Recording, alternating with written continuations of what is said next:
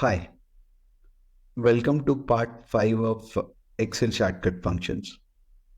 In this tutorial, we will be discussing and we will be learning about how to use functional keys in Excel from F1 to F12. If you are using Excel on laptop, it is important to use function key along with the Fn key along with the F1 to F12 keys. So the first shortcut for today, that is F1. So as we already completed 56 shortcut keys in the previous tutorial, in this tutorial we will be focusing on next shortcut keys and we will be completing 68 shortcut keys in this tutorial.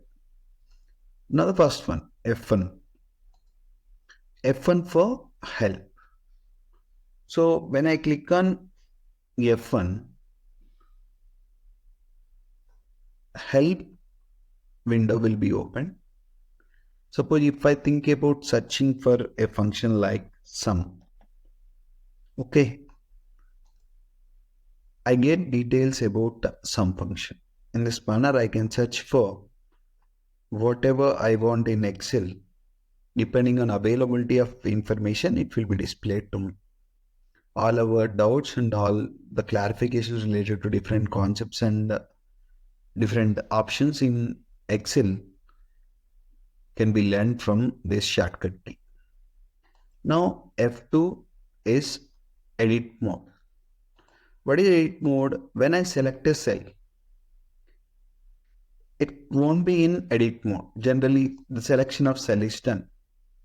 When I click on F2, you can see the cursor over there. It changes into edit mode. Now I can go for editing of individual characters in cell after clicking F2. Otherwise, if I click on backspace or delete, the total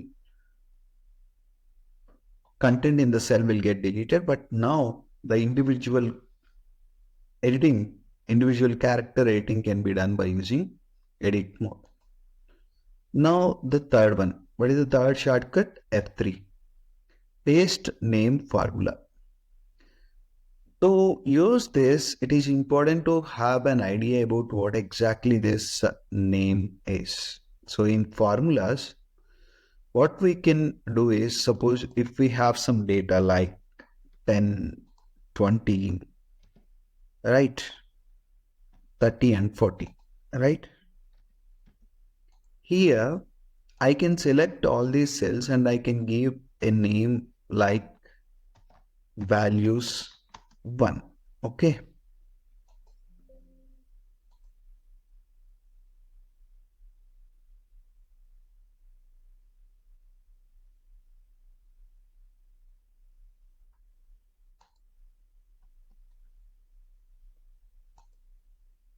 So as space is given, it did not expect. Now these 4 cells are given a name values 1.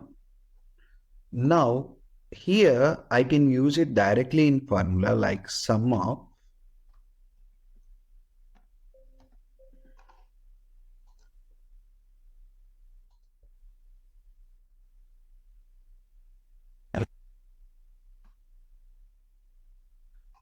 I have here values 1.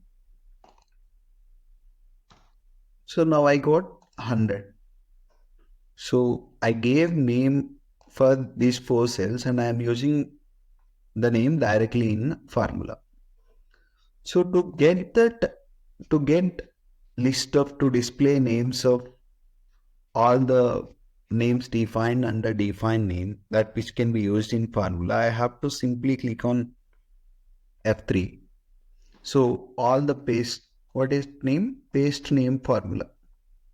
I can directly use, suppose take one more example. I am using average formula here, right? Average of, here what I am doing? I am using paste name formula and I am entering average of 400 by 4 equal to 25. Suppose when I use F4 key, automatically the dollar symbol will be added before the address, right? If I use F4, what is happening? The dollar symbol will be added automatically. This is one use of F4 function. Take one more example, like I'm inserting one row here. I'm also inserting one more row, right? So what I'm doing, I'm simply clicking on delete now, right? Here also I'm selecting this row and I'm clicking on F4. Automatically the delete function is applied here also. In this manner, to repeat the previous action, we can use F4, and it is also useful for insertion of absolute references. When you don't want to change reference in autofill, we go for use of absolute references, and insertion of dollar symbol or making a cell reference as absolute cell reference can be done by using F4 key. Now F5 is useful for go to. So go to dialog box will be opened, and here we have whole bunch of options which can be used to move to different parts of workbook. So now we have different parts or different panes in Excel workbook.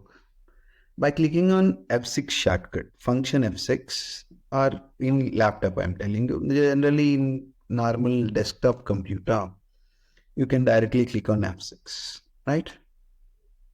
You can see now I am in tabs. I move to next pane. Now you can also see that I am in down accessibility investigate. Here I am. Now I move to top again. Again I move to next pane, that is here. Again I move to parts, part 5. Now I move to X. In this manner, movement from one pane to another will take place by using the shortcut F6, right? Now F7, spell check. Once I complete typing data, I can check whether any spelling errors or their corrections from suggested by MS Office can be also checked by using this spell check. So one more useful option is F8. When we have to select cells from here to top, what we generally do, we do drag like this, right?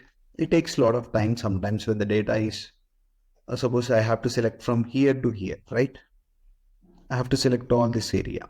It takes some time, right? But by using the shortcut function F8, okay.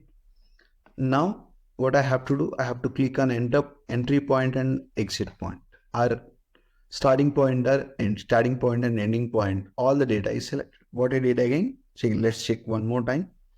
I have to simply click on the cell from which I have to select the data, right? Here I'm selecting the data, I'm clicking on function F8, I'm selecting the second cell. Automatically whole cells, all the cells in the specified range of click will be selected automatically. This is the use of, till you undo it, it will continue. Now I did it by using F8 again. Now external selection is stopped.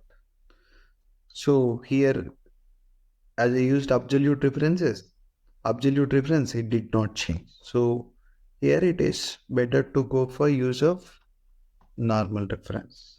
So F5 plus, it's not F2 plus G2, right? Now when I drag it, automatically it will be calculated, right? In this manner, when the calculation is not done, when some of the formulas are not calculated, So the calculation options, automatic, manual. When I click on manual, what will happen is I entered 40 in this cell. 20, 40, the answer should be 60, but the calculation is not done because of calculation option manual. Now I'm updating this. Now I'm calculating this by using F9. Now it is updated. Okay. In this manner, when the calculation option is manual, the calculation of all the updations and all the formulas will be done by using the shortcut F9. Activate menu. So when I use F10, menu will be activated. If I click on F, file will be activated.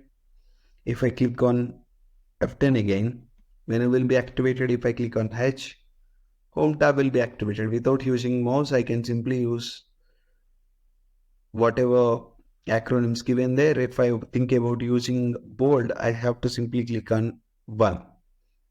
If I think about using copy, I have to click on C on the keyboard. So it becomes very simple, just like menu. Activation of menu will be activate menu option is F10.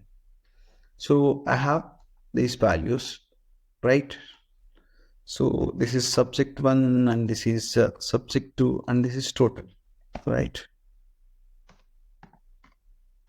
So when I select this and when I click on F11, what will happen? Series 1, series 2, subject 1, subject 2, total. So in this manner, I can create chart also by using F11.